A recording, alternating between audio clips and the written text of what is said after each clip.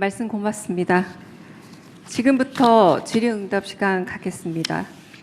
첫 번째로 민생, 경제 분야입니다. 제가 먼저 두 분 지목 드리겠습니다. 질문하실 분은 손을 들어주시면 감사하겠습니다. 네. 첫 번째 질문이다 보니까 거의 모든 분들이 손을 들어주셔서 제가 좀 마음이 무거운데요. 네, 그냥 제 눈에 띄는 분에게 아무나 하세요. 네, 제 눈에 띄는 분에게 질문 드리겠습니다. 네, 송정호 기자님. 제가 첫 번째 질문자가 될 거라고 생각을 못하고 손을 들었는데 첫 번째 질문자가 되고 보니까 급격하게 긴장이 됩니다. 서울경제 송정호 기자입니다.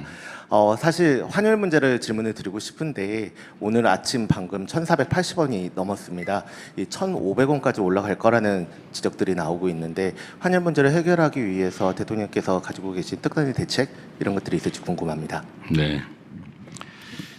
특별한 대책이 있으면 이미 했겠죠. 정부가 할 수 있는 또 유용한 많은 정책들을 시행하고 있습니다. 물론 시장은 언제나 여러분이 아시는 것처럼 수요와 공급에 따라서 결정되죠. 역대 최대의 수출 실적 7천억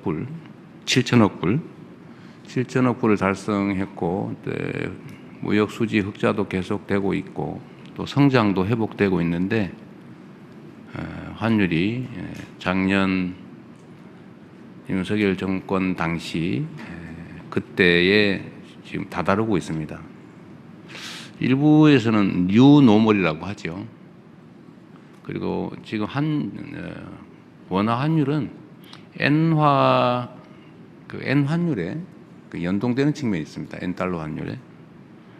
근데 일본에 비하면 우리는 평가절하가 좀 덜 된 편이에요. 거기가 지금 기준으로 하면 일본 기준에 우리가 그대로 맞추면 아마 한 1,600원 정도 돼야 되는데 N의 달러 연동에 비하면 좀 그래도 잘 견디고 있는 편이다 이렇게 봐주시면 될 것 같습니다. 관련 책임 당국에 의하면 한두 달 정도 지나면 1,400원 전후로 떨어질 거다라고 이렇게 예측들을 하고 있습니다. 이게 이제 여러 가지 불리한 측면도 있고 또 수출 기업들에게는 유리한 측면도 있는데 어쨌든 대한민국만의 독특한 현상은 아니어서 우리 대한민국만의 정책으로 쉽게 이걸 원상으로 되돌리기는 어려운 상황으로 판단이 됩니다. 지속적으로 가능한 수단들을 발굴해내고 또 환율이 안정될 수 있도록 노력해 나가겠습니다. 네, 다음 저기 뒤에 심원기 기자님.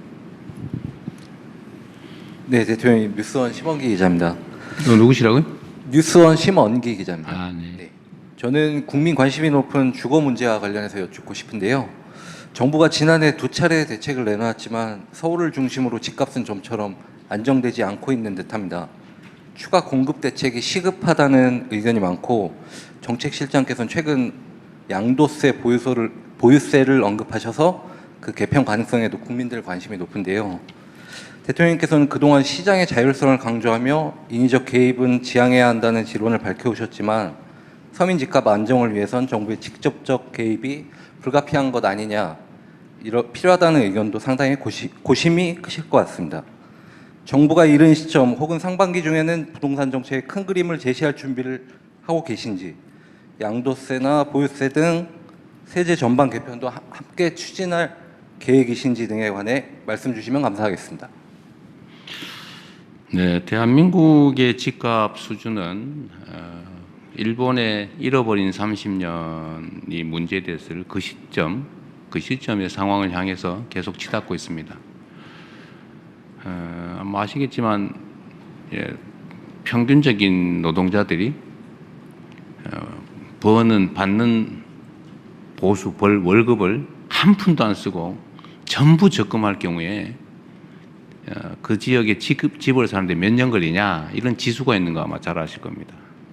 대한민국이 아마 정확한 숫자는 아닌데 15년 동안 하나도 안 먹고 하나도 안 쓰고 다 모아야 겨우 평균적인 근로자가 평균적인 집을 살 수 있다. 막 그래 돼 있을 거예요.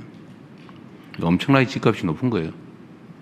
여러 가지 요인들이 있겠죠. 대한민국은 투자 자산이 전부 부동산, 거의 대부분이 부동산 아닙니까? 이런 나라도 좀 드물죠.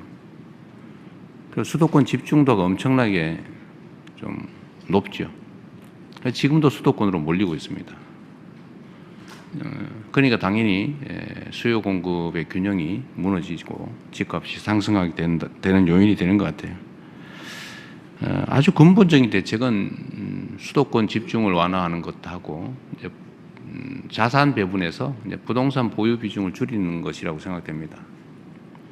그래서 근본적인 정책 방향을 우리는 이제 금융의 생산적 금융으로의 전환. 돈만 있으면 무조건 집을 또는 땅을 건물을 사려고 하는 이걸 좀 이제는 좀 유용한 금융 자산으로 특히 그 중에서도 생산적 영역에 주식 시장으로 이렇게 전환을 하기 위해서 우리가 정책적 노력을 하고 있습니다. 뭐 조금은 효과가 있는 것 같아요. 그리고 또 한 가지는 이제 수도권 집중 완화를 위한 또 국가의 장기 성장 전략으로서 지방 균형 발전, 또 지역에 대한 투자, 또 인구가 서울로 좀 덜 몰리고 또 지방으로 갈 수도 있게 이런 각종 정책들을 하고 있습니다. 미세하긴 한데 하나의 이제 이게 큰 효과가 있다는 뜻은 아니고 저기 이제 인구 소멸 위험을 겪는 저쪽 남부 지방, 강원도 저쪽에 아주 구석에 충청도 어디 이런 지역에 농어촌 기본소득이라고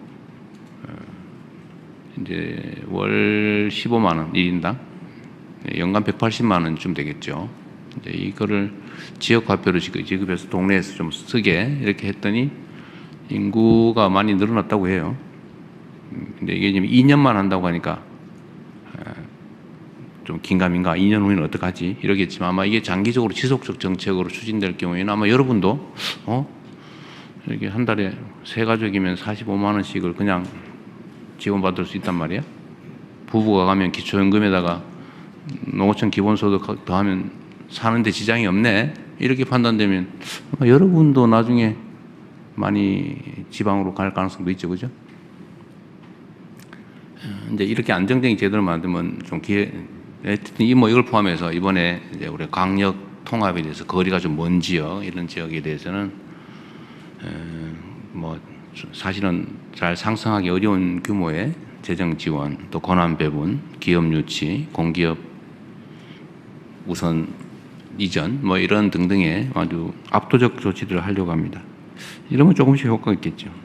그러나 이건 아주 근본적인 대책이고 좀 단기적 대책으로 보면 보통 우리가 생각하는 대로 뭐 공급을 늘리는 방법, 또 수요를 억제시키는 방법, 뭐 이 두 가지 아닙니까? 공급을 늘리는 방법으로는 수도권에 집을 지을 땅을 대대로 확보하거나 재건축, 재개발을 활성화하거나 아니면 뭐 여유 부지들의 주택을 추가로 짓거나 하는 거죠. 아마 곧 국토부에서 공급 확대 방안을 현실적인 공급 확대 방안을 발표할 겁니다. 아마 여러분들은 과거에는 뭐 주택을 뭐 100만 호를 뭐 이런 말씀을 많이 들었을 텐데 최근에 그 얘기를 잘